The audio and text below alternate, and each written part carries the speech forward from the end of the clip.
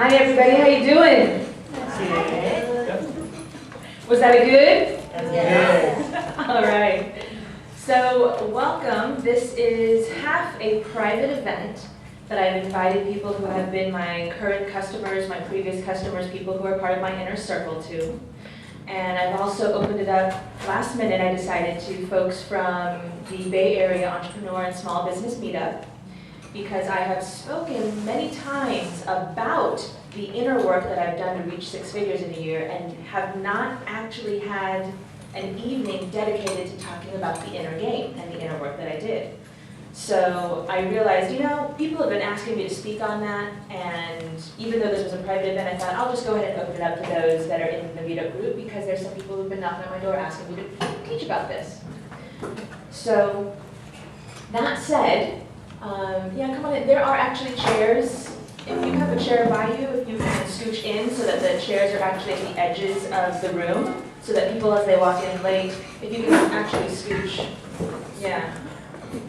just so the chairs are at the edges. And as people come in, then they can wonder. I'll take those clipboards up here and the hat. We are going to have a raffle tonight for some really cool stuff. And all right, so let's begin. Many of you may actually think that you are responsible and the cause of all of the problems that you experience in life. I know that in the Bay Area here, we are all very aware beings, and the sentiment of you are 100% responsible and for your life and everything that's happening in your life is based on what's going on inside of you. How many of you have heard that before? Y'all heard that? Yeah. So I'm actually here to tell you that not everything that's happening in your life you are the cause of, you are the direct cause of. That there are such things as family entanglements and childhood imprints, and these things that are set in your subconscious are the culprit of many of your problems, specifically the ones that are the most stuck, the ones that kind of repeat, the ones that are a pattern for you or they've been around for a while. And if you just resolve those family entanglements and childhood imprints, then a whole new world opens up. Things just begin to flow with ease. Those problems that were stuck that you thought were your fault, that you tried to apply elbow grease to, that you tried to take financial classes or relationships classes to learn, or you started going and taking new health courses and doing this fitness stuff, and the weight's still not coming off. All that stuff that you applied yourself to and didn't get results, that is a telltale sign that you're working with a family entanglement or a childhood imprint that's keeping you stuck. So that's what we're going to be talking about tonight. We're going to be covering both family entanglements and childhood imprints. And just to give you a quick little dip and background, would it be all right if I told you who I am and what's going on with me, why I teach this stuff? Would that be okay? Thank you. So I run the Bay Area Entrepreneur and Small Business Meetup, mixed gender and women only, and we've been meeting together as a whole recently. And the reason that I started this, the reason that I got into all of this, let me just back you up a bit. About a decade ago, I contracted Lyme disease, and I didn't know I had it, so I've had it for a decade undiagnosed, which means it hasn't been treated, which means it's gone on a rampage for a decade. And that comes with all kinds of problems like insomnia, chronic fatigue syndrome, dementia. It's actually caused brain damage, literally in my brain. The MRI shows it. And I've been, all around the map looking for answers in the last 10 years in the medical field. I went to all the internal medicine specialists, and they said, no, you're fine, we can't see anything going on in there. So they sent me to get MRI, and my initial 2 MRIs were completely clean. And then they said, we don't know, let's give you a spinal tap. So they gave me a spinal tap. And of course they waited until the last minute to tell me that I might be paralyzed for the rest of my life right before the procedure, which I asked them not to give me a choice like that right before the procedure, but they did that. And I chose to go for it because the life that I was living was practically useless. I was homeless. I was living on a neighbor's futon. I couldn't work. I couldn't support myself. And I thought, oh my God, for the rest of my life, I'm going to be dependent on my parents, even when I'm 60, well, if they're still around, right? But I just thought there's no independence here. And so I went ahead and got the spinal tap, came back clean. They said, we can't figure out what's wrong with you. days of psychological testing. I had 3 days of psychological testing, and it came back, and they said, can't find anything wrong with you. I don't know what it is. It's just in your head. Yeah. Which is what a lot of people who have chronic Lyme have been told. And you're just making it up, or whatever it may be. And so for 10 years, I was going with all these symptoms, and some of the worst symptoms were that I couldn't think, speak, read, or write very well anymore. And that I would be laid out in bed for 3 or 4 days at a time every week, every other week. And that's a pretty miserable existence. And I've searched, once Western medicine failed me, I went into Eastern medicine and did all the energy stuff and acupuncture and just everything, ran the gamut. I even tried some really trippy, weird stuff where they like shot some energy at a tincture that I had to take every day, and it was really expensive. But I just tried everything, and nothing could get it to budge or move. And eventually, as I was kind of cruising along in there, I became a therapist. I was a therapist for 10 years, and I found out along the way that 90% of what's going on in your life is based on what's in your subconscious mind. Now, this whole time that I was a therapist, I was working pretty much with the conscious mind, right? Like it's talk therapy. You talk about stuff, you think about the perspectives you're coming from, you have new thoughts, you make new choices, conscious mind. And then I found out that 90% of what's going on in your life is based on the subconscious. So I was like, okay, barking up the wrong tree. Started learning subconscious work and discovered childhood imprints and family entanglements. And as I started doing this work on myself, the symptoms started to disappear. I was no longer in bed for 4 days at a time every week. In fact, that doesn't happen at all anymore. I was no longer having the thinking problems, the memory problems that I was having. It resolved so many of the things that nothing else could touch. And then I began to use it for business, which is how, when I started my own business, even with the Lyme, even undiagnosed, and even still struggling with the, and I didn't even go into how I have dyslexia and ADD, and I had PTSD, if you all know what that is. So there was a gamut of alphabet soup of all the things that I was struggling with. And even with that, when I first started my business, the first year that I just dove into it, it took me a month and a half to sell out my private clients, to have just a sold out client coaching practice. And then that year, I hit 6 figures in the first year, even though I traveled for 4 months out of the year. And I don't say that to impress you, but to impress upon you that being able to have, for those of you that have a business and that want to grow your business, you can get there. And you can get there much faster than you think. And my secret was a twofold path. How many, please? 2. One more time, twice as loud? 2. Thank you. A twofold path. And the twofold path was that I worked on the outer game, which is what I teach most of the time here at the Bay Area Entrepreneur and Small Business Meetup. It's all like the business skills and tools and basically how to simplify business down to just its core essentials. Whatever's the most important for your specific business, you just replicate those steps in a customized way, and it just flows and grows, and the next thing you know, you're like running to keep up with this, how many customers you have.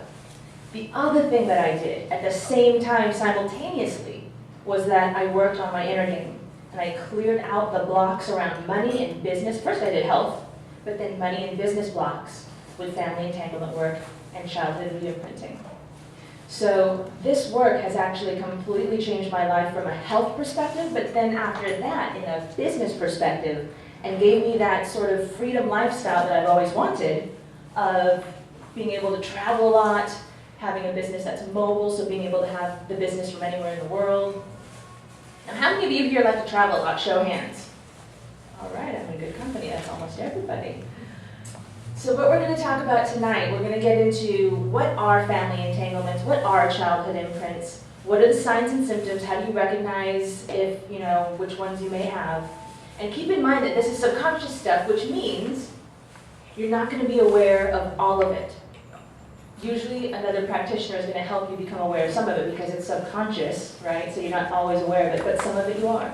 And you'll be able to notice that when I show you the signs and symptoms of entanglements and imprints. That said, let me see if there's anything else that I want to cover before we dive into that. I think that pretty much covers most of it. So let's start with family entanglement work. Actually, I'm going to start with childhood re-imprinting because I'm going to actually do a miniature session of family entanglement work for all of you tonight. So I want I want us to end on that so that it's kind of congruent and flows right into the session work. Is that okay? All right. Now, one of the things that I do when I teach is I use accelerated learning. How many of you have heard of accelerated learning before? Fantastic. It's developed by a man named Paul Scheele, and it's designed so that people who are sitting and listening and learning actually retain 10 times as much. What they found out was that if you're participating in the education, you retain it much more. And you have to participate from a auditory level and a kinesthetic level. Visually, I'll be your visual for you. I got stuff with the board, I got stuff with my body, that's visual. However, you can participate auditorily by repeating something that I ask you to repeat, and it'll be something that just helps your mind have a break from listening because you're going to be speaking. And then because you say the word out loud, it helps it go in a little bit deeper. So I might ask you to repeat. What might I ask you to do? Repeat. Thank you. And then the second thing is to do a repeat with a hand movement or a gesture, because then your body's physically involved. And I've done this, I've taught classes for years where people will come back to me years later and they say, I still remember all the gestures and the hand things from your class, and that's how I remember the data, because we always did the same hand gestures each time.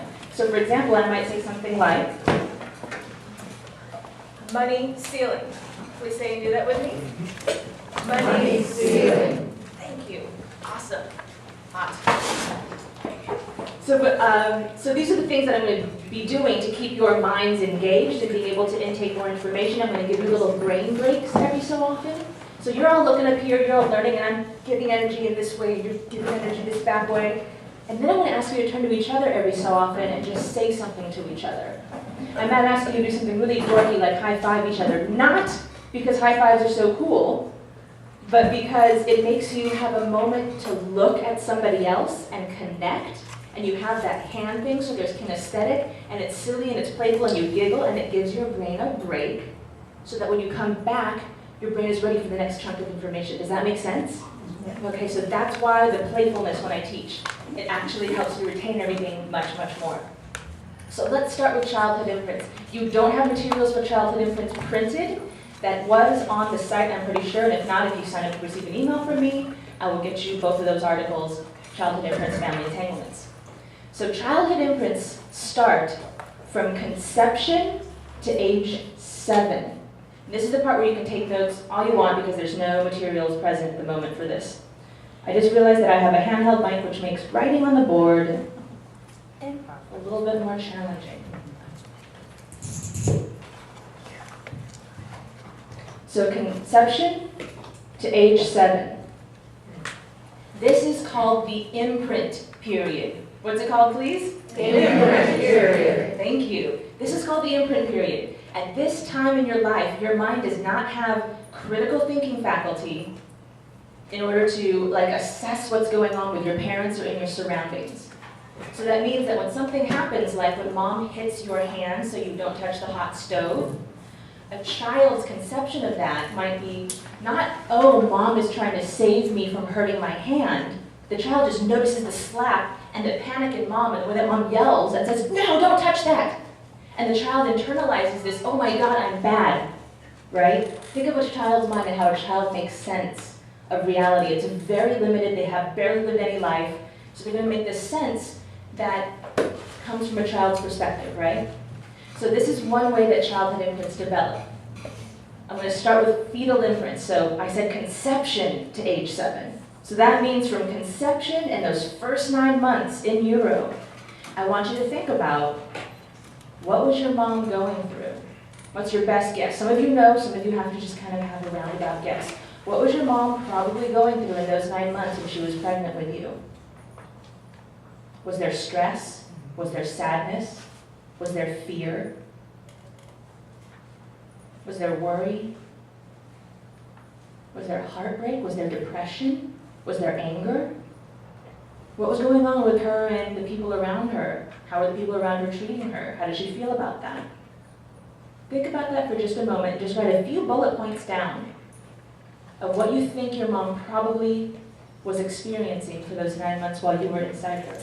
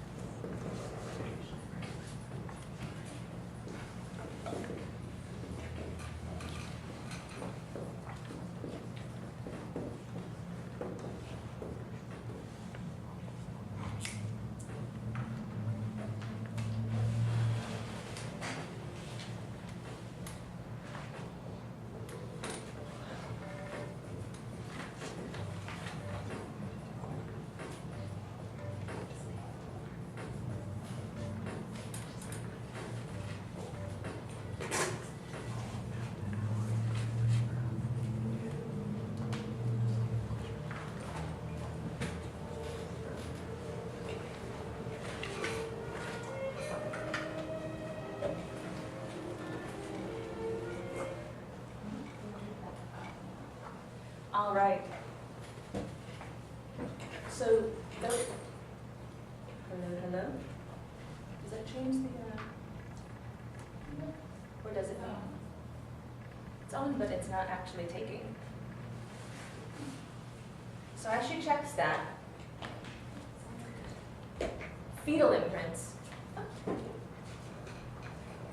So what you want to think about is what your mom was going through. Now there's a few different things that happen based on what your mom was going through.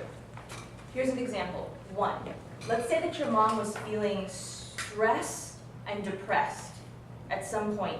In fact, this happened to a friend of mine. His mom's dad died while she was pregnant with him. Okay, so she had this huge grief and huge depression because her dad was dying while her son was inside her. Here's one of the things that happens in childhood imprints. When your mom is feeling all of those emotions, it releases endorphins in her body, right? And you're bound by blood, it goes right through into you. So part of the thing that can happen is that you actually feel like you are feeling those feelings. You feel depressed. You feel stressed.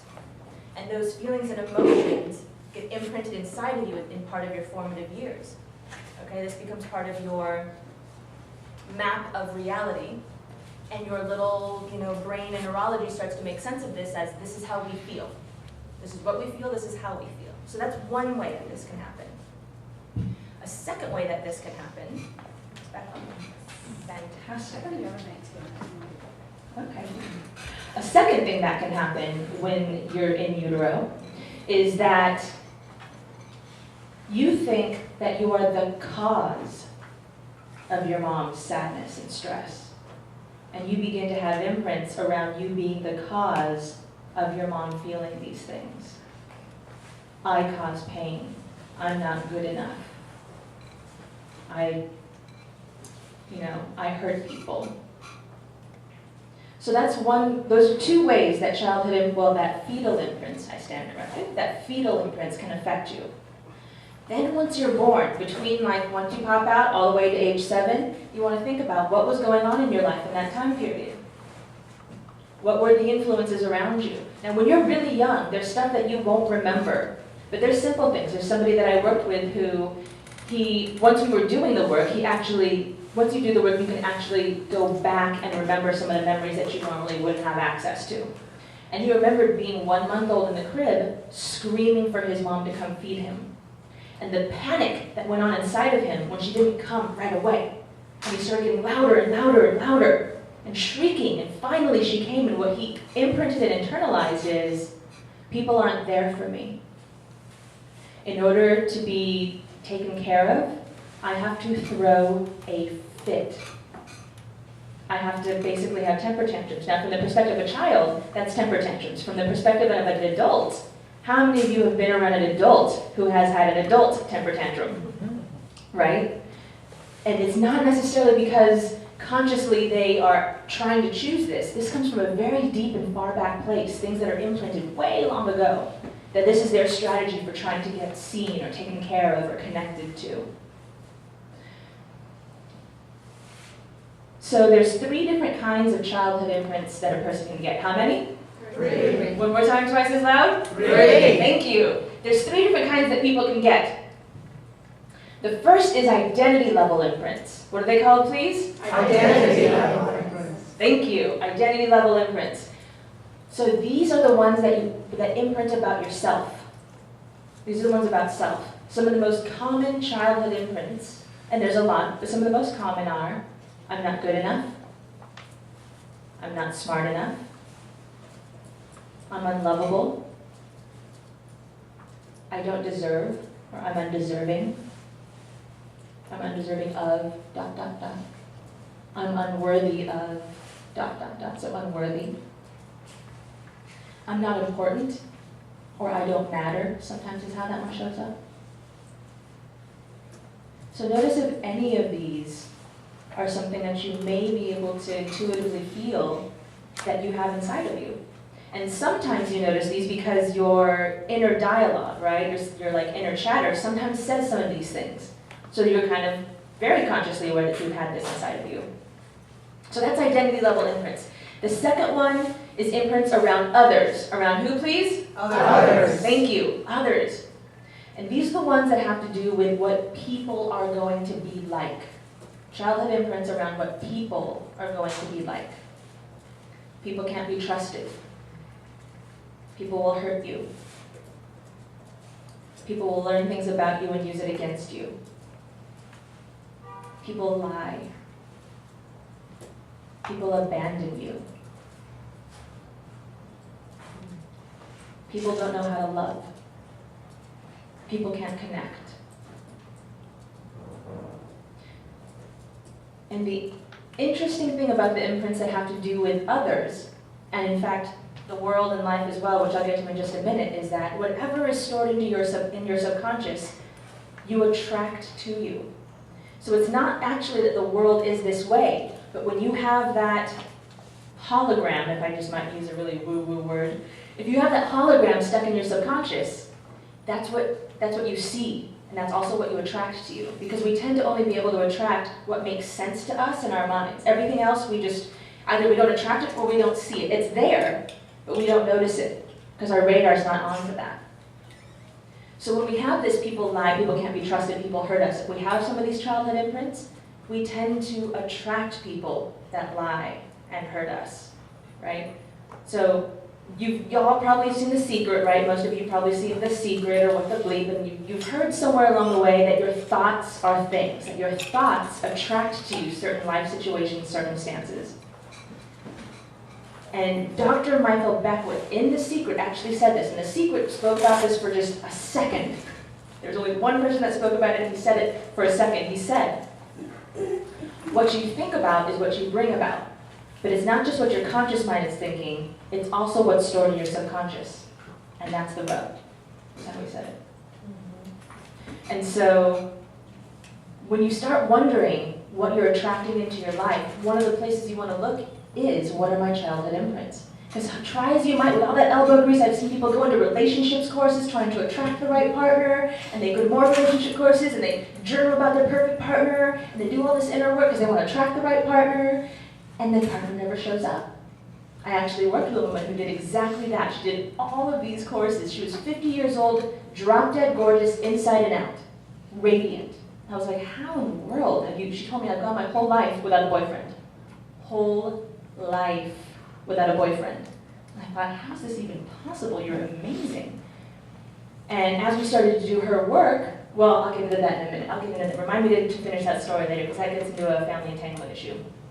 So the last one is world and life. Your imprints around world and life. What are they, please? World and life. Thank you. World and life.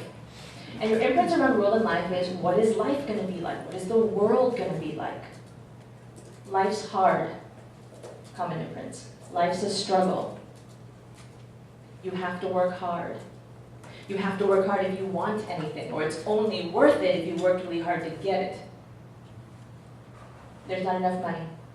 Money doesn't grow on trees. We can't afford that. These are all things that you might have heard in your childhood, right? They get imprinted. There's not enough. So all these things, right? This is about life. This is about the world. Also get imprinted in us. And then when we wonder, why are we having certain experiences we don't want? And here's the sad thing.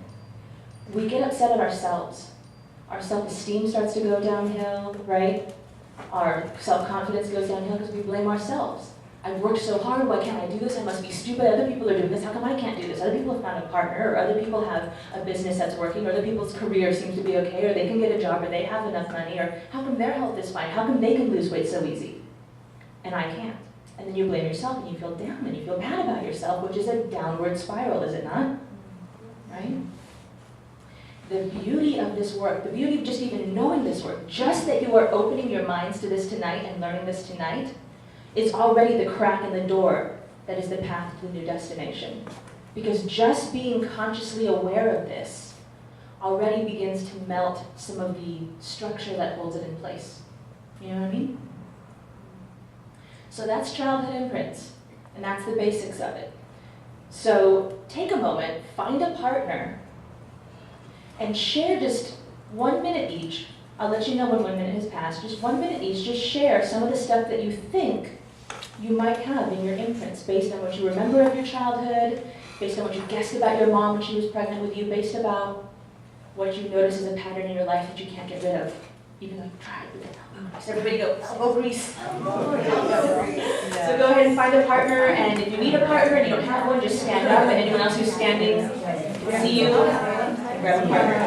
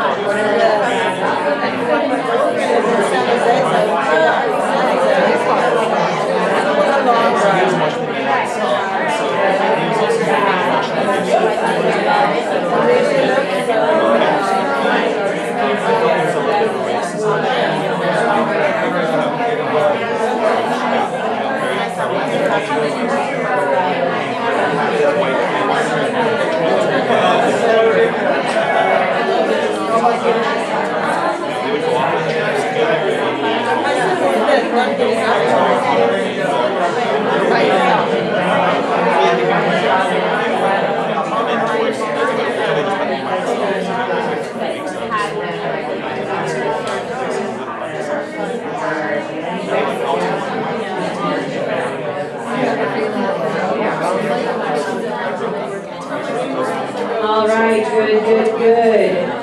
Please thank your partner, whatever way feels good. Thank you, Ray. I took care of it. All right. I'm the facility of my home. So now let's turn our attention to family entanglements. What are they called, please? Family entanglements. Right. So the name is a little bit self-explanatory, and I'll tell you the basic definition of a family entanglement. A family entanglement is when you inherit a pattern or problem from somewhere in the generations, plural. Now, as a therapist for 10 years, one of the main places that people look when they're in therapy is we look at what's called the family of origin, right? We look at you and your parents. We're like, okay, well, what did you learn from your parents? What coping mechanisms did you learn from your parents? What ways of interacting with life and others did you learn from your parents? But where did your parents get it from? Their parents. Their parents. And where did their parents get it from? Their parents. That's right.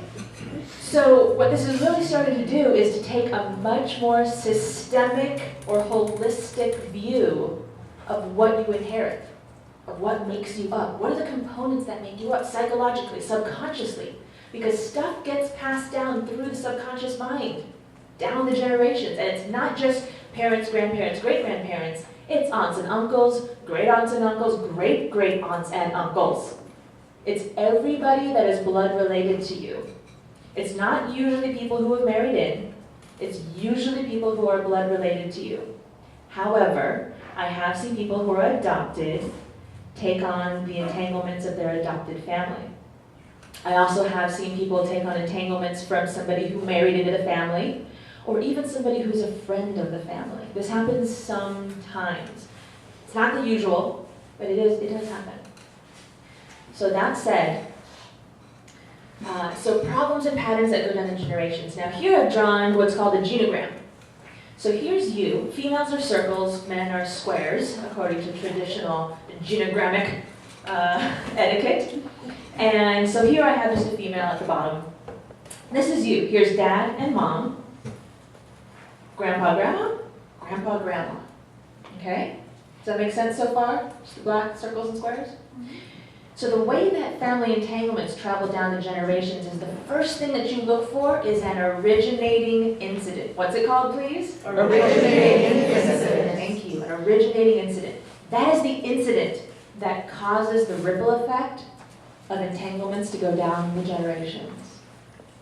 And so the originating incident is the first incident that is some kind of tragedy or trauma or real difficult thing, basically, that somebody in the family went through. Okay? The originating incident is like the first kind of, not the first in a series of difficult things that a family member went through. So let's look at the example. I'm just going to show you how it runs down the family tree because it doesn't go down the family tree in the exact same way. It's not a carbon copy. It goes down the family tree down in terms of topics. So if there's a money entanglement, you'll see that there's money problems spotted throughout the family tree as you go lower. If it's a love or relationship thing, then you see this love relationship kind of traveling down through the generations, jumping around on different people. If it's a business thing, then you see a business thing kind of going down through the generations. If it's a health thing, you see a health thing going down through the generations. And as it goes down, it changes form, or it changes flavor. What's the word, please? Flavor. Thank you. It changes flavor. So let's just say that this is dad, this is grandpa. Let's say that your dad's dad, your grandpa, lived through the Depression.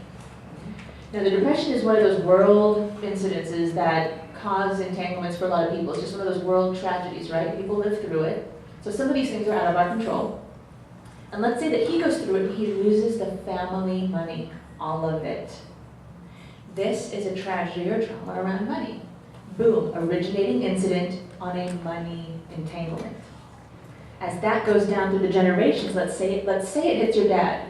Now it doesn't hit everybody down the generations, I'll explain that in a minute, but let's say it hits your dad. His flavor of entanglement is bankruptcy. He finds that he has to file for bankruptcy once, maybe twice. And then it travels down the generations and it hits you, and you find that your flavor of this money entanglement is that you struggle to get your business to grow. You struggle to get enough customers. You struggle to keep your income to get past a certain point. And that is the money ceiling. How does that go again? Can you say and do that with me? Money ceiling. Nice. So if you notice you have a money ceiling, this is one of the first places you want to look. Who else in my family struggled with money? or business. Who else in there? On mom's side, I just went ahead and did a relationship entanglement. So on mom's side, mom lost a love. He died in a car accident before they got married. But this was her first love, and they were going to get married. This is just an example. Now mom has a love entanglement that goes down the generation and hits you, and you find that you just struggle to find the right partner. Man, you've been dating, and you date so much you get sick of dating, and you just want to be single for a while and be left alone, and then go back to dating. And maybe you find somebody, maybe you find somebody and it works for a little bit and then it just crashes, right? That's a love entanglement.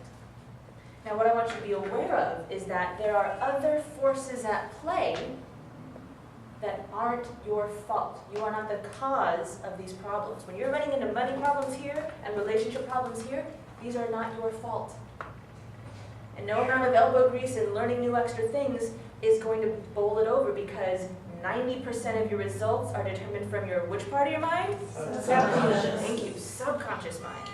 So that's going to win out over the conscious mind. You can 10% your elbow grease as much as you want, that 90% is going to take over. Make sense? Mm-hmm. Turn to your neighbor and say, this makes sense.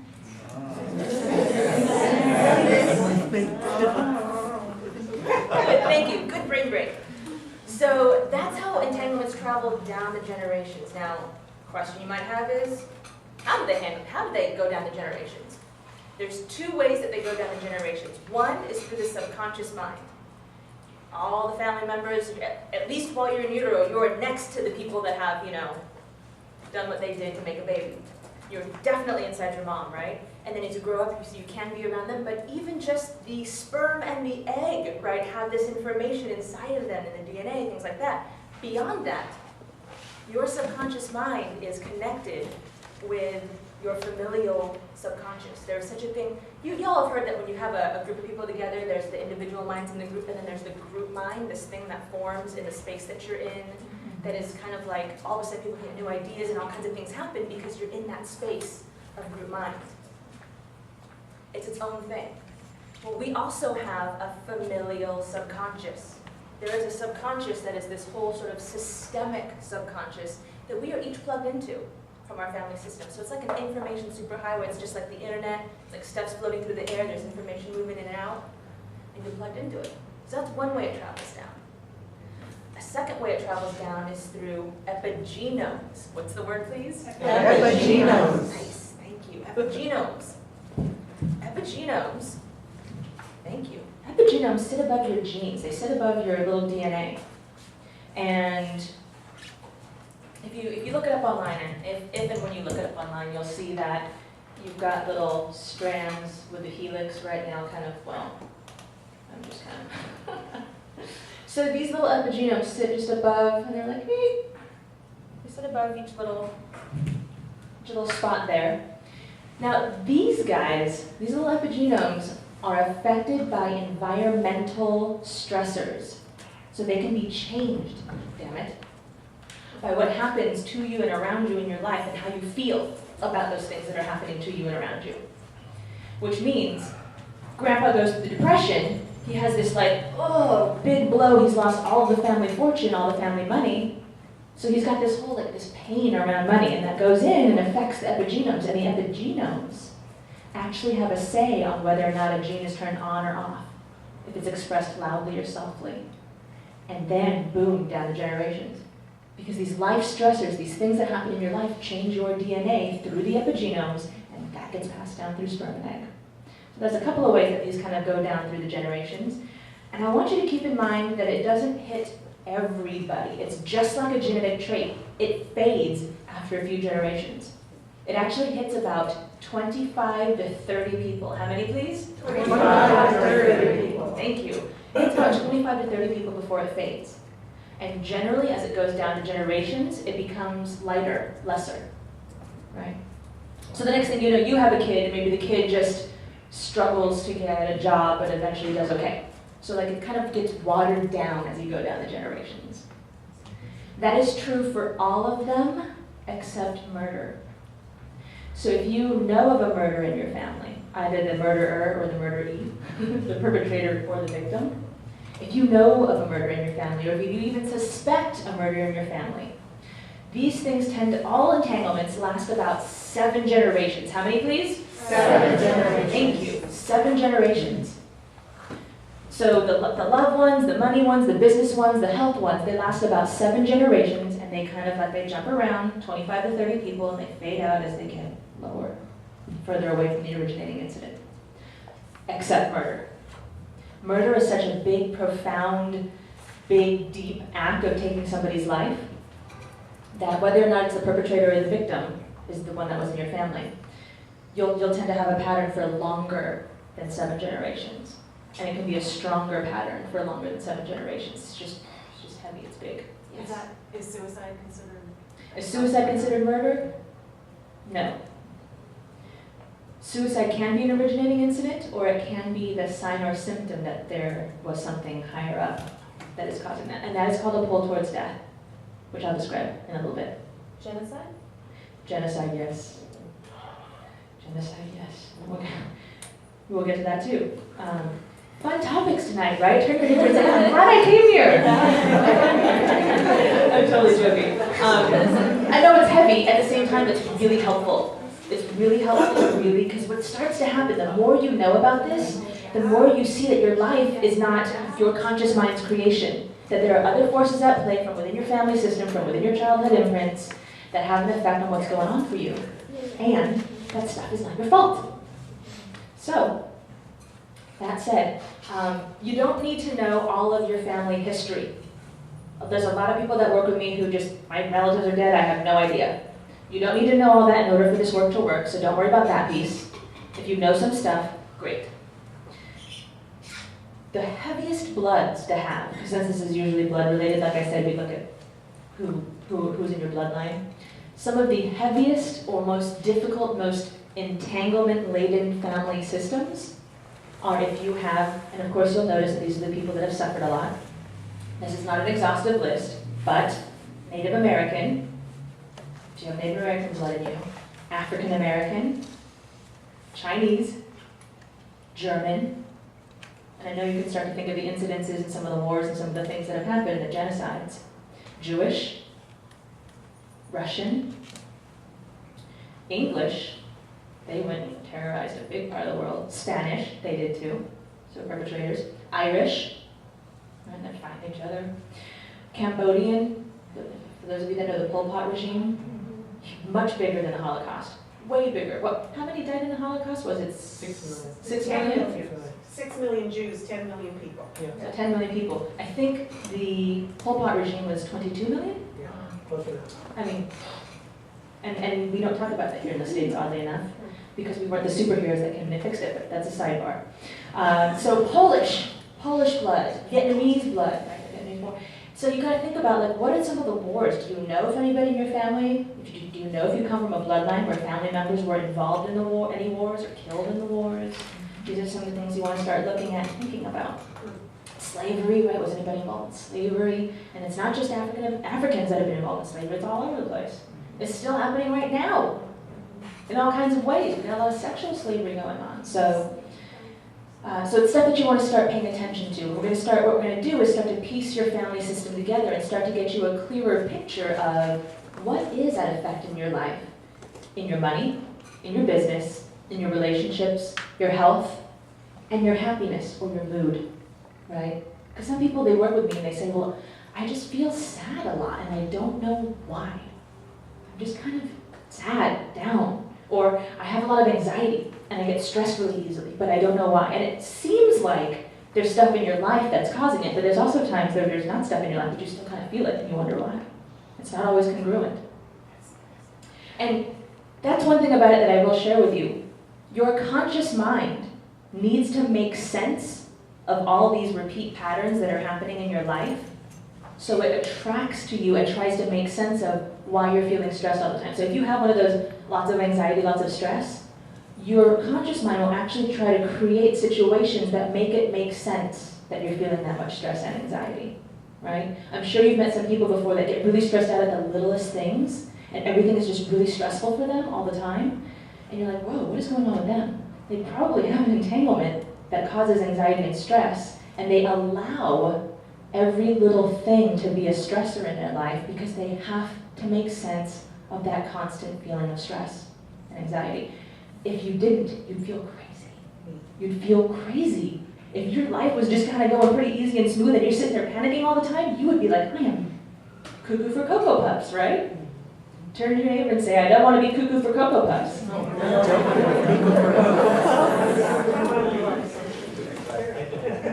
So that's how the conscious mind starts to get involved and tries to make sense out of all this stuff. And the reason that I like this work, here comes one of those hand-body movements. The reason that I like this work is that it is ultra concentrated Tide with bleach. Ultra concentrated Tide with bleach.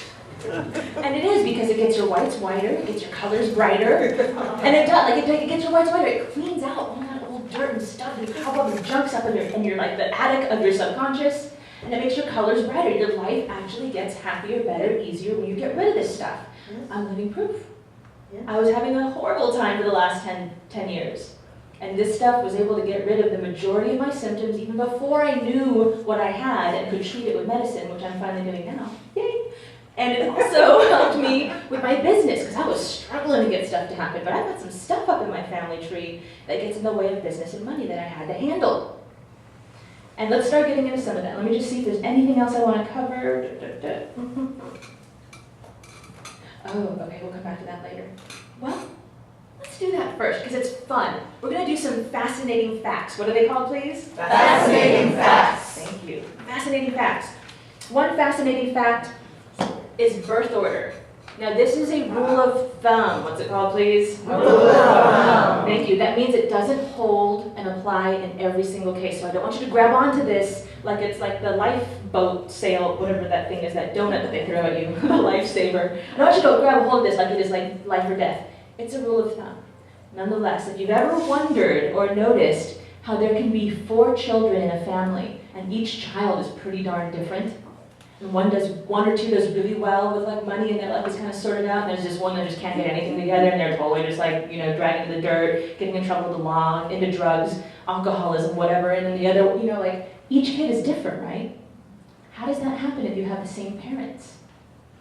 What happens is each kid is entangled with something different. The ones that are doing really well financially don't have a money entanglement. It didn't hit them as it went down the generations.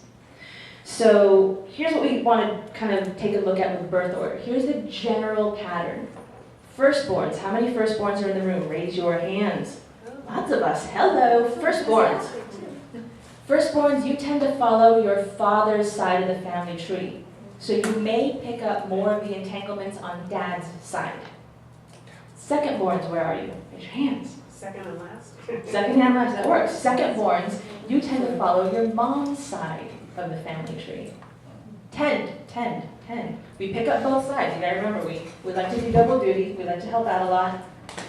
Yes, question. What if, my father had a daughter with another one, Yes, so if you're like a first in one family and a second in another family, you do some of each. Okay. You're special. You're an overachiever. Yes. What if there was a child born that died in between? I mean, If there's a died child, before.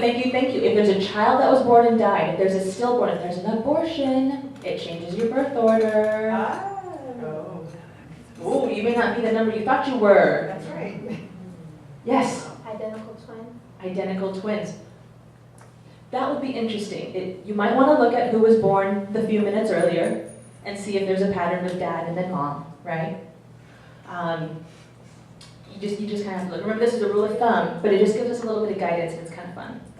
Thirdborns, are there any thirdborns in the room? Yes, I'm a third born now. Oh, you're a thirdborn after all. You had to change your number. Thirdborn as well. So thirdborns, you're a little bit of a mystery. You have to stay mysterious. Sometimes you do dad's side. Sometimes you do mom's side. Sometimes you do both. Sometimes you just like to do relationship replication and you pick up on the relationship patterns between your mom and your dad and replicate those. Excellent, I know, right? There's no How evidence here. about fourthborns? Are there any fourthborns in the room? Number fours? All right, fourthborns. Fourthborns tend to have it kind of rough. They can. especially if fourthborns think that they're going to be the last one born. So whether or not you are a fourthborn, or you are the last one born in the series, you can have it rougher because you are on cleanup duty. What's it called, please? Cleanup duty. Thank you. Cleanup duty. Because you're the last one in there. It's like every other entanglement that the ones before you didn't pick up, you're there sweeping up the poo behind the elephant.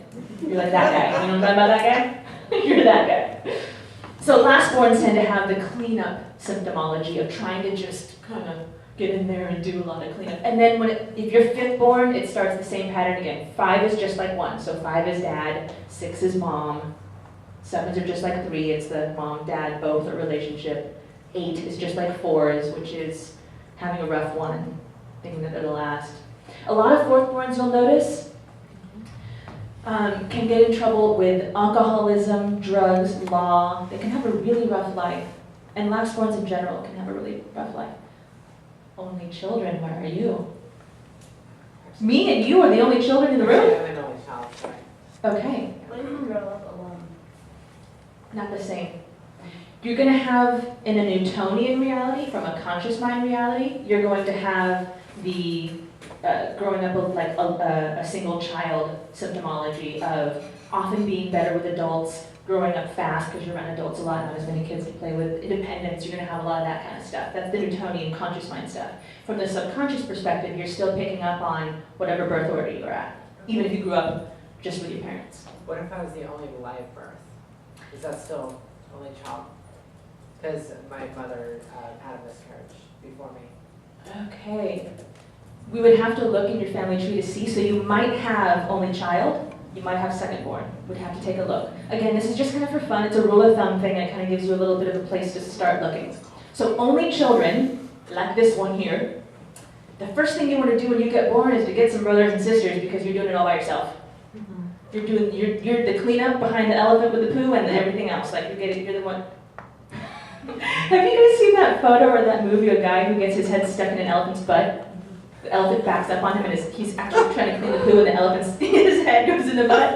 I think that might be what only kids have got.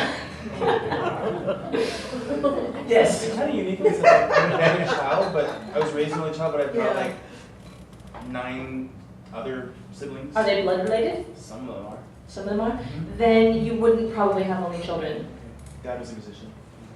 Dad was a musician. Lots of kids going around the country. So, The world. The world. Oh, he did. All right, nice. So yeah, you probably don't have only child symptomology. Probably don't. There's some people to share it with. Although we'd have to look. What it really is that you just end up taking up more entanglements because there's less people to share it with. Now if I tell you about this whole sharing thing, like what's the sharing thing about? Why would you want to share entanglements? Why would you want to help sweep up entanglements? What's that about? Hold that question. Remember that question. The reason it has to do with the reason we get entangled in the first place. The reason we get entangled in the first place is actually manifold. There's a number of reasons. I'm just going to share a couple. Number 1, in Newtonian reality, just regular old reality, when you're a little kid and you see your mom is crying and she's sobbing and she's really sad, what's the first thing your little heart wants to do? Make her better. Make her better, make her better, fix it. Family entanglements are the same thing, but we're looking at the whole family rather than just the parents. Your subconscious is plugged in to the information superhighway of your whole family system. When somebody else is hurting, your little heart wants to fix it. You might not consciously be aware that someone else is hurting, but your subconscious damn well knows that someone else is hurting. And the way that our subconscious try to actually help is we try to, if you can imagine this family tree, that's why I keep pointing up, or, right, I'm imagining that I've got dad, mom, grandparents, great-grandparents, right, I'm kind of doing a family tree above me. So if I look up there, my subconscious, correct, my subconscious looks up there and sees like, oh my gosh, my grandpa had money problems. I can feel his pain. Let me carry that pain for you, grandpa, so you no longer have to carry it. I will fix this for you so that it no longer hurts. What happens is we get entangled with it, we take on the problem as our own, and then the next thing you know, we have the problem, right? Turn to your neighbor and say, I end up with the problem. I end up with the problem. And the funny thing is, Grandpa probably still has the problem, right? It's not like you've actually resolved him or absolved him of the problem. Worse yet, most of the time you're getting entangled with dead people's problems. It doesn't even matter anymore when you're getting entangled with it. But the family system, the family subconscious does not work inside time space. It actually works outside time space. So people that are dead, you can still feel all the information is all still there. It's not like it dies. Our subconscious, the way that it works, they're not in essence dead. Another reason that we get entangled is out of love. Turn to your neighbor and say, love. Love. It's because our little hearts love so much and we want to make it better. And sometimes what we're trying to do is bring balance back into the family system. When there was an injustice, when something went wrong, when something didn't go well, it kind of can leave this weight, this problem. We kind of want to bring balance back. Especially if there's a perpetrator-victim issue up in the branches of the family tree. We want to bring balance back. If somebody took something that wasn't theirs, we want to bring balance back. So you see that in money entanglements. When somebody in the family receives more inheritance than they were supposed to, or doesn't get the inheritance they were supposed to, that's an imbalance around money. And one, it's a point of pain, so we reach up there and we try to take on the problem as our own and solve it. But two, there's this imbalance between the siblings. Brother got all the inheritance, sister didn't get any. And so we're trying to bring balance back and we end up getting entangled in that situation, replicating it in our own lives, in a subconscious effort to resolve it. So, that said, another fascinating or fun fact, money. Turn to your neighbor and say, money! Money! So money problems, anything around money problems and business problems, as a rule of thumb, what's the word please? Rule of thumb. Thank you. As a rule of thumb, travels down the dad's side of the family tree. Thank you, Dad. Travels down the dad's side of the family tree. It does not mean you don't get entangled with money stuff on your mom's side. Doesn't mean that at all. But as a rule of thumb, that stuff tends to travel down dad's side. Dads traditionally have been the one that make money, that have business. It's kind of dad's realm, men's realm, traditionally and in history. And weight. For those of you that have struggled with weight, one of the places that you look is, where was there a disrespected woman or mother in your family tree? Where was there a disrespected woman or mother in your family tree? Who isn't? Who isn't a disrespected woman? Yeah, what woman hasn't been? It's a very good point you make, Yeah. and that's a whole other class that I teach. But yeah, I know. Yes, I know. But then there's I don't mean just little tiny disrespect, but a little bit more of the heavier stuff. Such as More than the usual that's going More on. than at the the usual that time. all of us have to put up with. That's going on at the time. What was the magic that you did to turn it back on? Do you just kind of dance with it and turn it on and off again and? You can really, really Just well experiment. with Let me take some questions before I move on further with, oh no, wait, let me finish weight. So other reasons for weight also have to do with, and this comes with some childhood imprinting stuff, if there was a time in your past where you were harmed, or somebody did something with you sexually or physically that felt harmful, and one of the things that we do is we put on weight to be kind of bigger and take up more space and be stronger, and to deter people from coming close to us again. Sometimes, once we've had a bad experience with sexual energy, we don't want sexual energy coming back at us again, so subconsciously we put on weight so we don't fit the ideal paradigm of what gets a bunch of attention in this society, and it helps us kind of push away some of the stuff that once harmed us. So weight can also come from there. Weight can also come from if there's any kind of beef between you and your mom. Because part of eating is that nourishment. And I know y'all, how many of you heard the term emotional eating? Right? Emotional eating. The reason that we emotionally eat in part is that our subconscious during the childhood imprint years, when we suckle, that's close to mom. That's our first intimacy, that's our first tenderness, that's our first closeness, that's our first connection, and that's our first nourishment.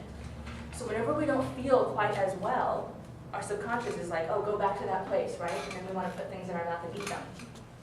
And so if there's beef between you and your mom, or if you're feeling like you're not having enough connection, intimacy, nourishment, fulfillment in your life, that actually can trigger the emotional eating. And the emotional eating goes back to that childhood imprint of suckling, nurturance, intimacy, connection.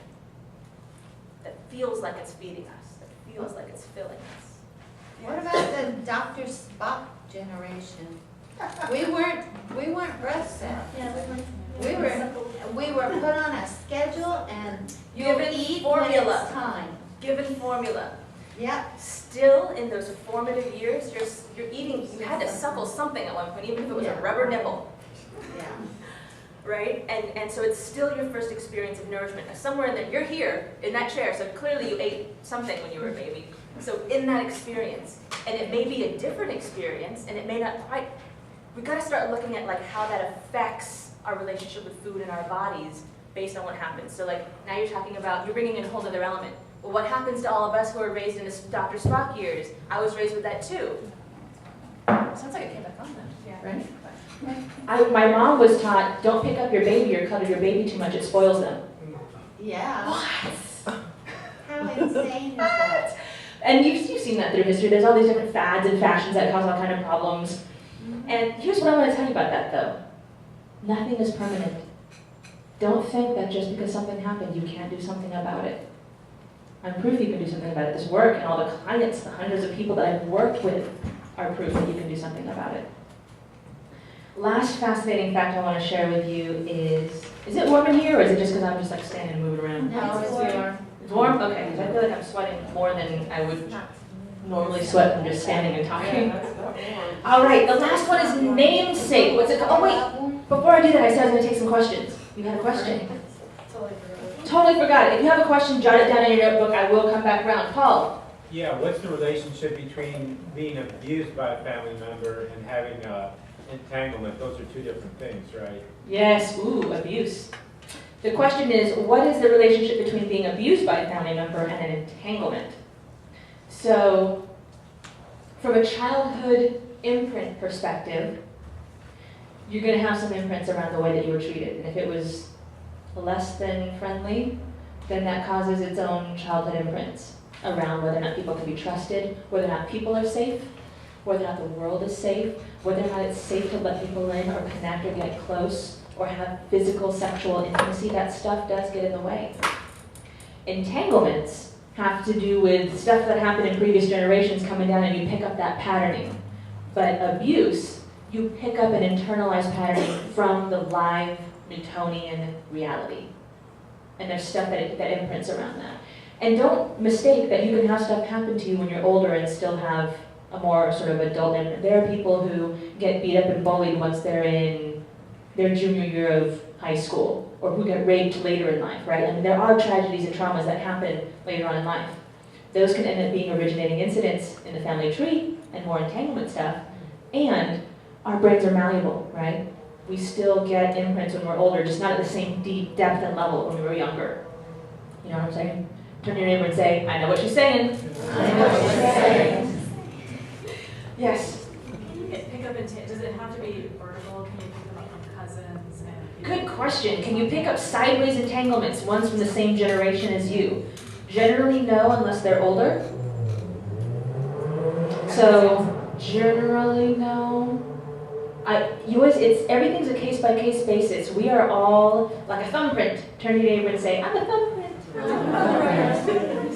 We're all unique, right? And so I know that I'm describing to you patterns that normally happen in a family system because it gives us some structure to learn about this from. And I'd have to look at your family tree to see, because if it's clear as day that you picked up on a pattern that your cousin had and you're having like a really similar experience, I might be like, whoa.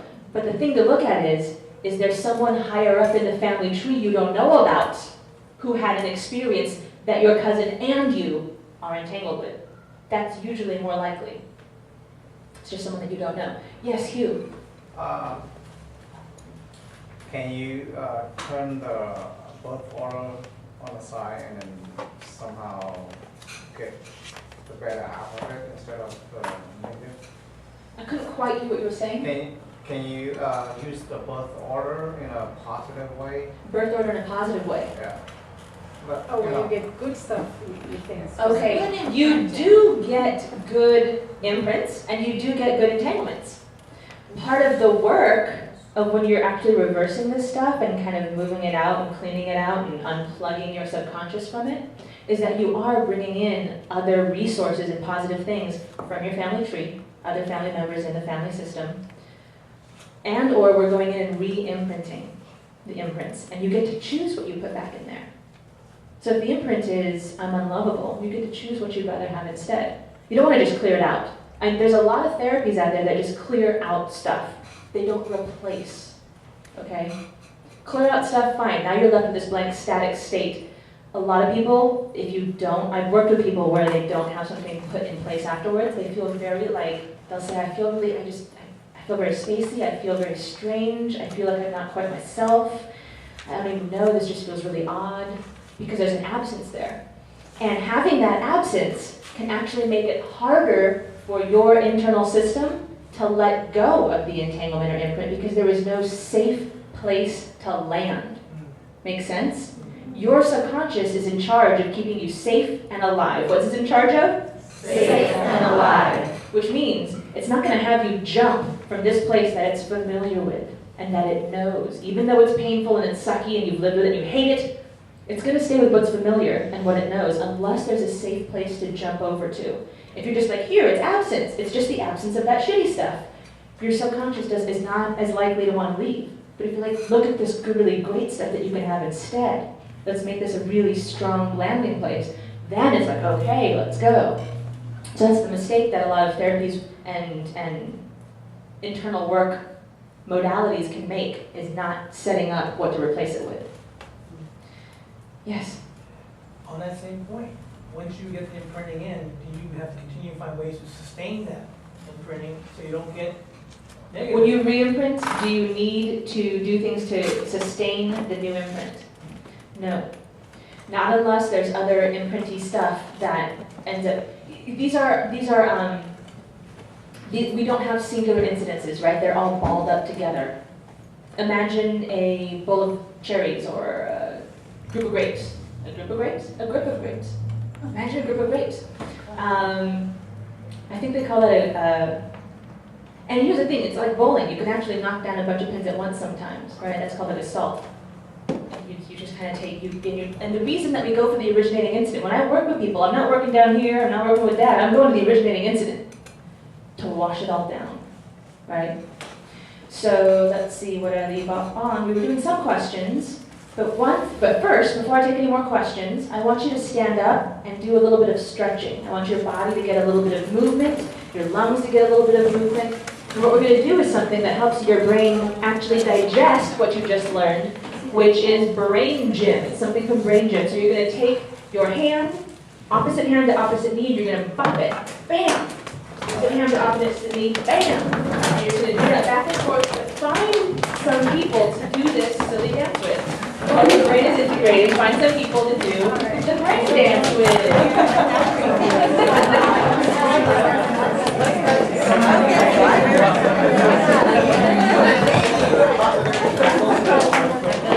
All right, shake it out, shake it out, shake it out. Stretch in whatever way you want to stretch, whatever feels good. Move it around, move it around, move it around. Groan, let it all out.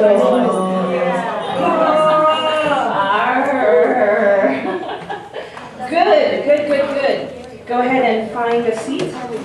Find your seat. Find your bottom seat. Find your seat in your hands.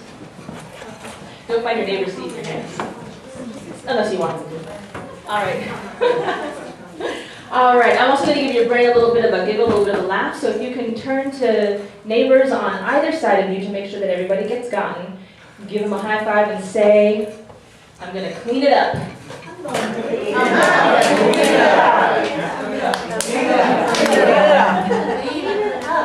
Good.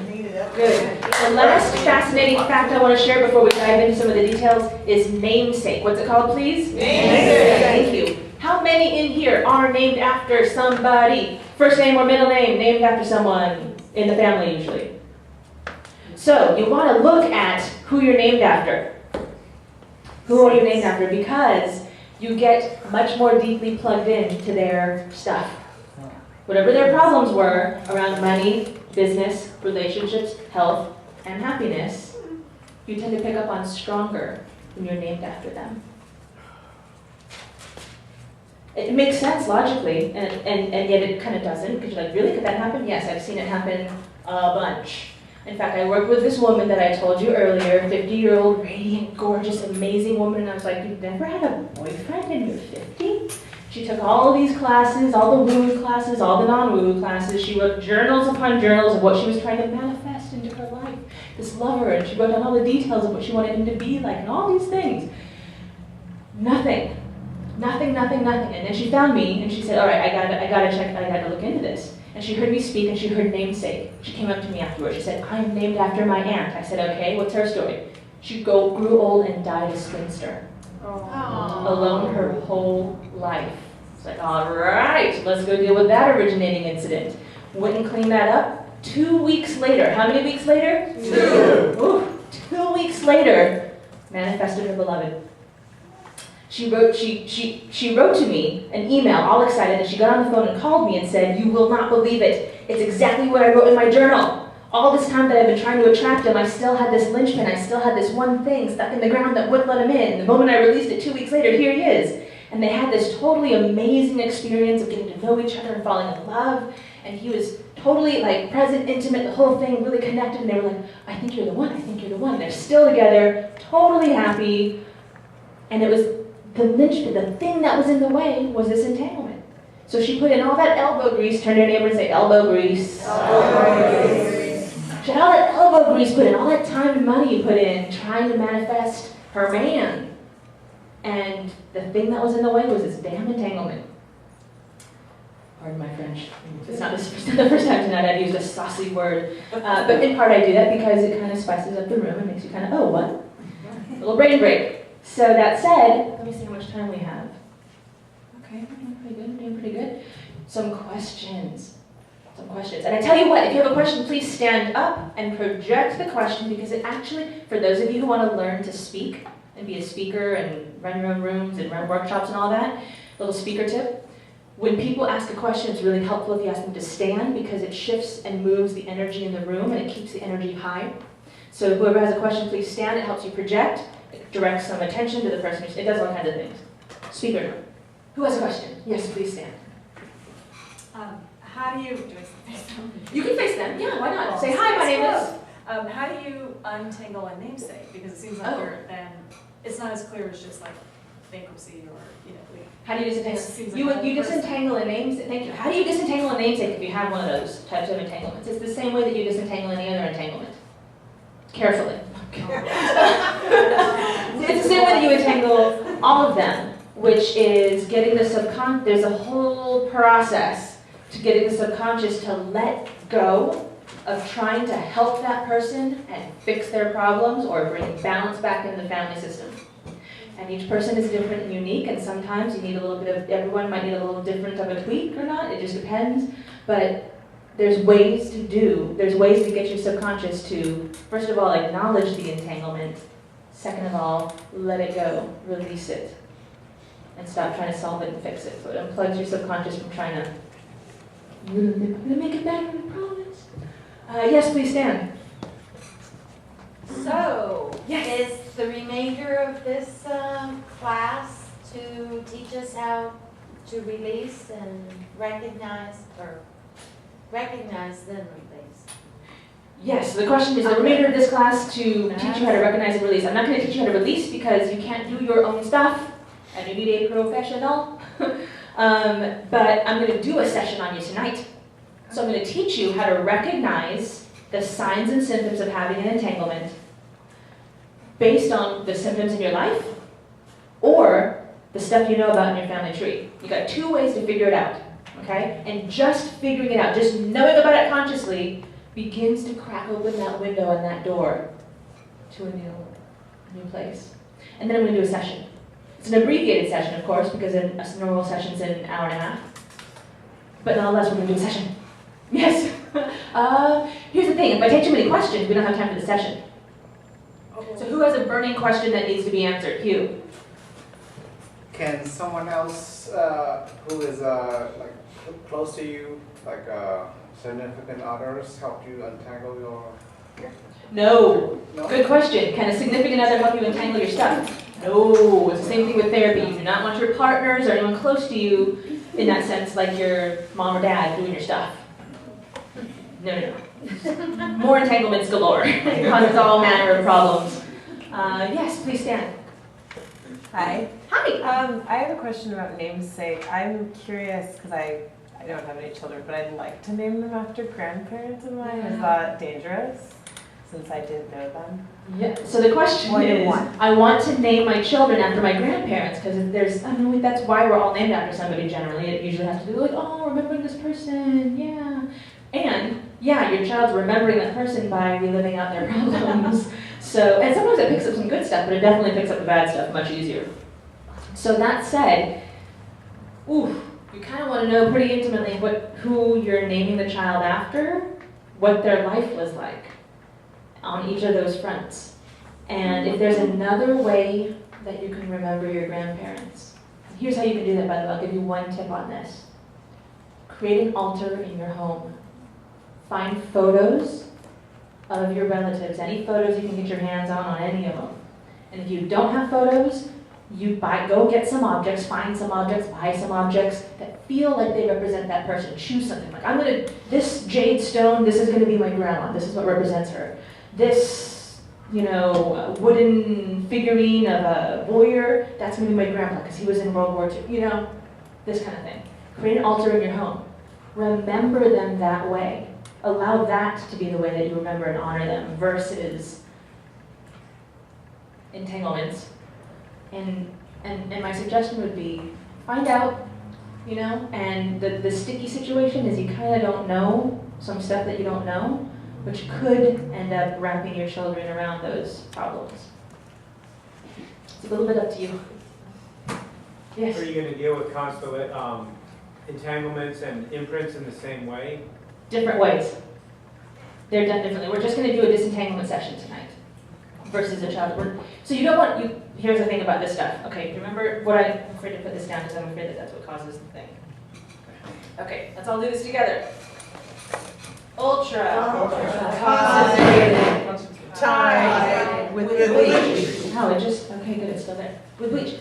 This stuff is like doing a year's worth of therapy in a day. I've worked with people who have been in therapy for like a decade and they're struggling with certain things and we do one session and poof, the stuff that they've been working on forever is just gone. The stuff they've been working on forever, that hasn't healed. So that said, you cannot do too many of these sessions in a row. Like the max you would ever want to probably do is once every 2 weeks. Because you do not want to ask your subconscious system and your whole system, I mean your conscious system, your body, your energetic system, your subconscious system, you don't want to ask your system to have to integrate that much that quickly. You want to treat your system with respect and honor and give it some time to integrate the work. So I know that whenever people learn this, just like me, I'm one of those people, I want to have the life I want yesterday. Clean this stuff out yesterday, let's go. I want the life I want right now. And I understand that. I love the eagerness, and I love that you want to have the life that you want to have right now. And if you rush this, you actually go in the opposite direction. Another thing that people come to me and they say is, okay, I know I have a money entanglement, and a relationship entanglement, and a business entanglement. Go! Do it! One session, let's go. You cannot do that. It's the same thing. You're dealing with these huge things that have been in your life for so long. Your subconscious is wrapped in it. Your identity is often wrapped up in it. Right? Because once you live with something for a while, it becomes a part of you. And sometimes we start getting these backdoor benefits from the things that aren't so great in our lives. For example, sometimes when stuff is going really poorly, you talk to your friends and you say, hey, this is what's going on, and it's been really hard, and this and that, and your friends give you all this love and affection and attention, and oh my gosh, and let me make you some soup, and let me listen to you, and let me take you out to a movie, or whatever it is, and you start getting these backdoor benefits.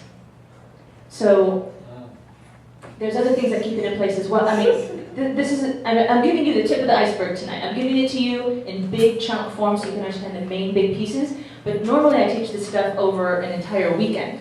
So I'm giving you the Jello shot. Turn to your neighbor and say, I like Jello shots. Okay, There will be time to ask more questions. In fact, I'm going to be having a series of online courses which y'all can be a part of, and you can, that's because I used to say you guys can be a part of, and I'm trying to break the habit of saying guys because that's not inclusive to women. Where did I pick that up from? Our gender-biased society. Okay, we were just talking about that earlier. So I say y'all now because I'm trying not to say you guys. That said, I can do that now. I can do this now. I'll pass this out. Go ahead and take these, take just one, pass these around. This is a sign-up sheet for, I'm going to be doing a series of teleclasses about this and about the business stuff, for those of you that are learning business stuff, about the business stuff I did to hit 6 figures in that first year with all the crazy illnesses and traveling all that time. So I'm going to be teaching that. I'm going to be teaching family entanglement, child and imprint stuff. And I also have a 2-day event coming up where the whole first day is all the subconscious inner work, and the whole second day is all the outer game. How do you set up your business so that you can hit 6 figures easily, no matter where you're starting? So if you're interested in any of that, put your name and phone number on here. I will match it with your name and email on the sign-in sheet. By the way, did everybody sign in? Let me put this another way. Who did not sign in? I have both of your emails. I don't have your email. Anyone else? So on yours, can you please write your email very legibly underneath your phone number, if you sign up, if you want the other information, so that I can get it to you. Will you be letting us know with the weeks in advance? Yes. Once I have the date, I'm going to email everybody who was interested and say, here's the date. Okay. Definitely. I won't be like, not like this, where I was like, hey, guess what? 3 days from now, I'm doing an event. I opened it up to the Bay Area Entrepreneur Group just a couple days ago. It was supposed to be just a private event originally, and it is kind of private because it's not everybody who's normally in the group. So, let me see where I left off. We did namesake, we answered some questions. Let's actually look at some of the things, some of the types of entanglements. So, I'm going to just come to this one, and we're going to go to the first one. So the first one that I've got listed here, this is an article that I wrote, and this article, which I will send to you if you have your name on there, stating that you want to get some stuff. This article helps you self-diagnose, basically. What I did is I put in here what I look for when I'm working with people to figure out which entanglements they have. So, it's not completely exhaustive, but it's a very good starting place for you to be able to figure out which one of these do I have. And in this article, it's got the signs and symptoms to look for in your own life, and then it's got the things to look for in your family tree, what kind of originating incidents might be up in there. So the first entanglement is no permission for success. What's it called, please? No permission for success. Fantastic, thank you. Now some of the things that you would look for in your own life, and then we can lump this together with no permission for abundance. We're just going to lump the business one and the money one together just for time's sake right now. So things that you look for in your own life, of course, trouble growing your business, trouble getting enough customers, trouble earning money or making money, trouble holding on to money, keeping it, trouble spending money. People forget this one. Trouble spending money. If you have trouble letting go of money, if you hold on really tight to it because there's this inner fear or scarcity that's subconscious, and if you don't invest in yourself, and invest in growing your business, and invest in your own education so you can grow your business or your relationships or your health, whatever it is you're trying to do, you're not going to get very far.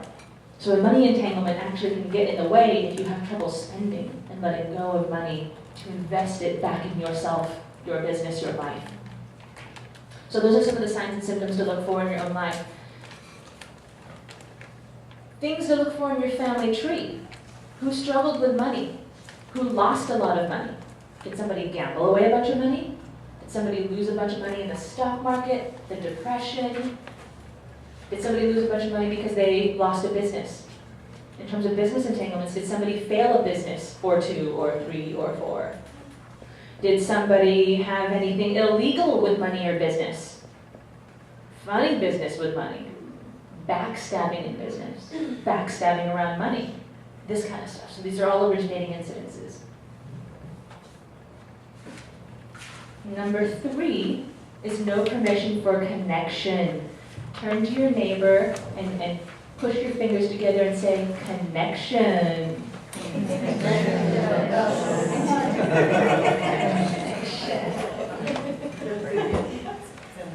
Thank you, love. No permission for connection. So this is the love one. This is the love entanglement. No permission for connection. Signs and symptoms to look for in your life. Do you feel less comfortable with connecting deeply? With deep intimacy, letting someone in really deep, really close. Is that hard for you? Now here's another way that this manifests, which is really tricky. Keep in mind that your subconscious is going to win. So if you have a no permission for connection entanglement, it's going to make sure that you don't have access to connection. Which means, if you are able to connect, if you have worked on yourself, you're the kind of person who can connect deeply with someone, what happens is you attract the people who cannot connect with you.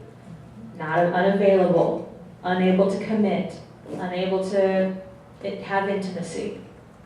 So either way, you're still without connection, whether it's sources from you or sources from the people you attract in your life. Now the no permission for connection one, even though it tends to be the love entanglement, affects your business, for those of you that are, or your job, if you're in your career and you're trying to advance, if you have a business and you're trying to grow it. When people feel like they can't connect with you deeply, when there's that subconscious thing inside of you that just kind of, it's either inward this way or outward that way. Either way, you're going to do something that blocks it. Use that word. I like using that word, but I know there's a dirty word in there.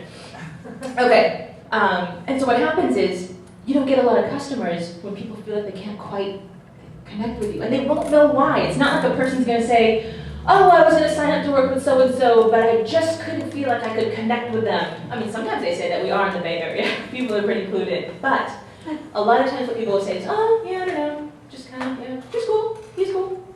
But just not there, right? So the no permission for connection affects business and career stuff too. It's not just love. Originating incidences to look for in your family tree. Who lost a love? Did anybody lose a love? To death, to this, to that. Did anybody not get to be with someone that they wanted to be with? Wanted. Did anybody not get to be with somebody that they wanted to be with? So think about this, because it's only pretty recently that it's kind of okay in the United States to marry someone who is not your ethnicity. And in some places it's still not okay. In some places it's still contentious, right? So sometimes it's because of religion that some people couldn't marry. Sometimes it's because of race. Sometimes it was class. Oh, you can't marry them. Oh, they're a social climber. Oh, she just wants your money. He just wants your money because there's, So I know you've seen it in movies, but it's in our history. So anybody who did get to be with someone because of death, because of all of these cultural things, anybody who had a lot of walls up around their heart because maybe something tragic happened. Okay, anything that tragic happened. Things to look for also, another sign, are there a lot of divorces in your family? A lot of other people who struggled with relationships up in your family tree. That ends up giving you a bit of a sign. Okay. 4 is victim-perpetrator. So how many of you know that in your family tree, somewhere in the bloodlines, you have some people that have been in a war or genocide? Okay, so this is in part victim-perpetrator. Originating incidences you look for are wars, where people killed each other. Now, just because somebody was in a war and killed somebody doesn't mean that they immediately get coded as perpetrator or murderer. It depends on how that individual themselves conceived of the experience.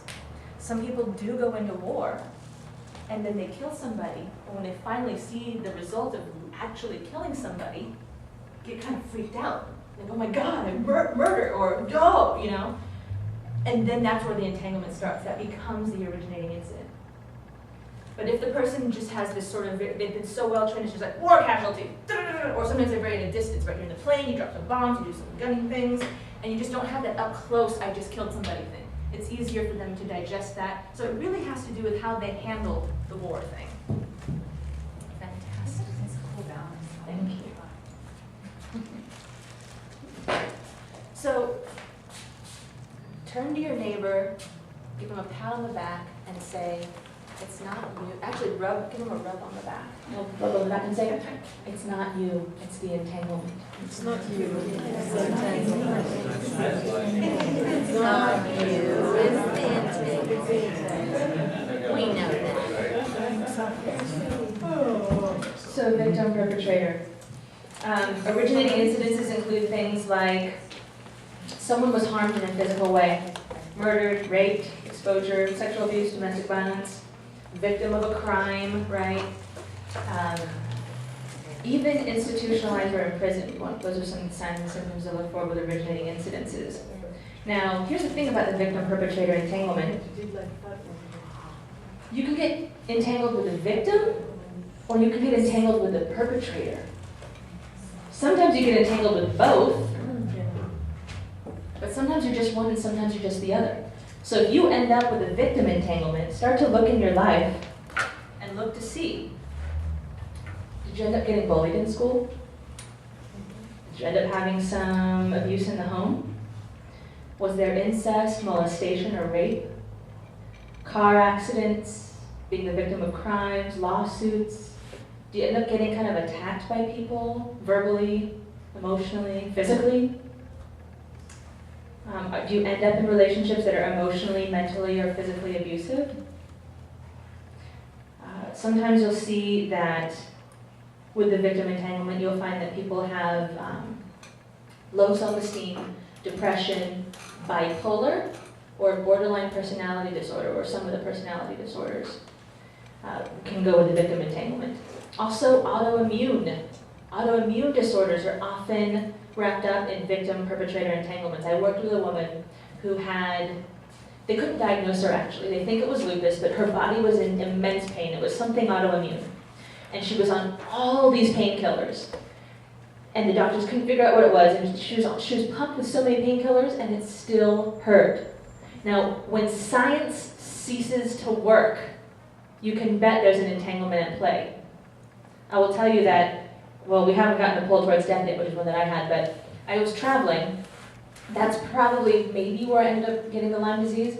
And whatever was going on for me, can I just get really up close and personal for a minute? Can I share something that's really kind of intimate, even though it might be kind of gross? Is that okay? Okay. When I was traveling, I had diarrhea for 2 years straight, and I gained weight. Science is no longer working. Newtonian reality is off the hook. What's going on here? Entanglement was at play. So this woman, same thing. She was on all these heavy, heavy pain meds, didn't touch it. Entanglement was at play. When I looked in her family tree, one side of the family was Irish, the other side was English. For those of you that know, the potato famine, the English starved the Irish out of their own country. The Irish then took ships to America to try to find food and a place to live. And what happened was those ships were called coffin ships, because when they arrived on the East Coast, they were just full of dead people. And she actually knew that one of her great relatives, a couple of them were in that boat that came to America.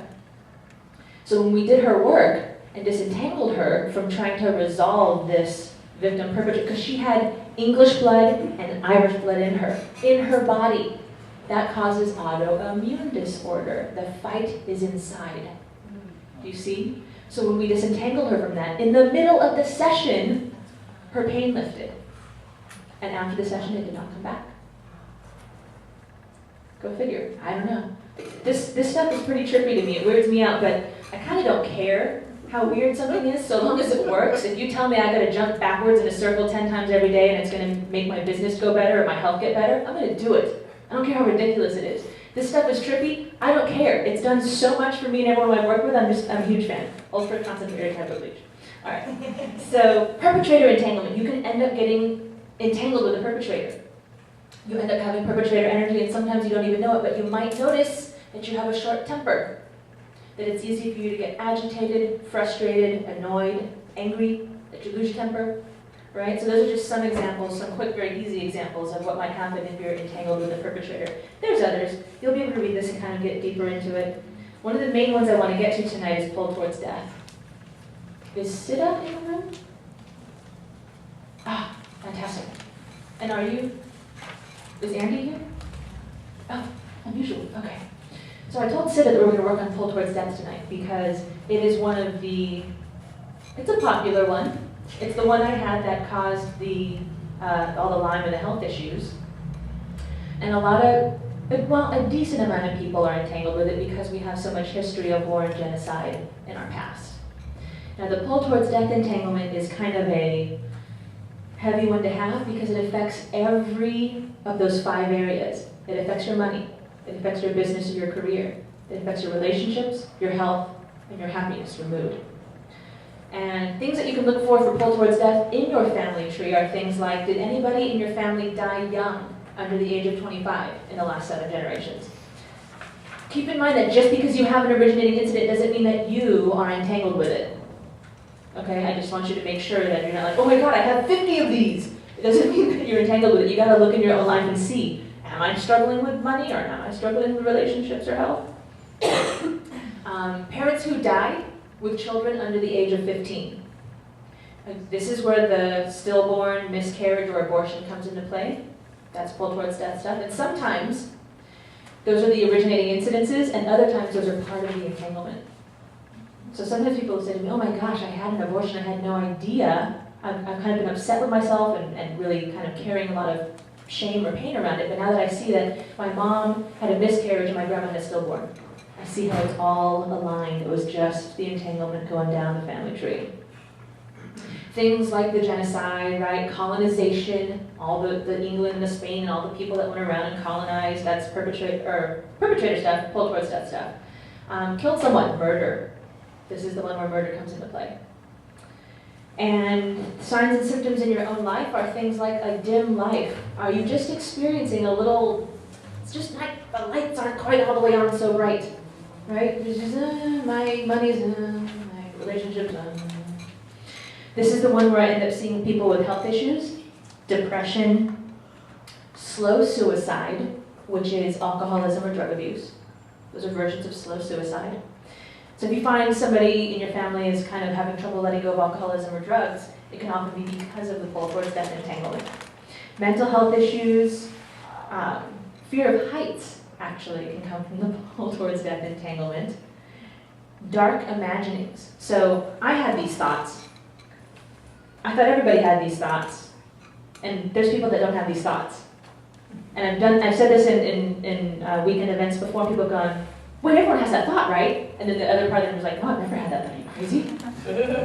And here's one of the examples of those thoughts. Are you ever driving on the freeway or on a windy road and you just think for a second, what if I turn the wheel? What would that be? What if I just get the thought to turn the wheel? How many of you have ever had that thought? Just the curiosity of turning the wheel. I definitely have. There are people who don't have this thought.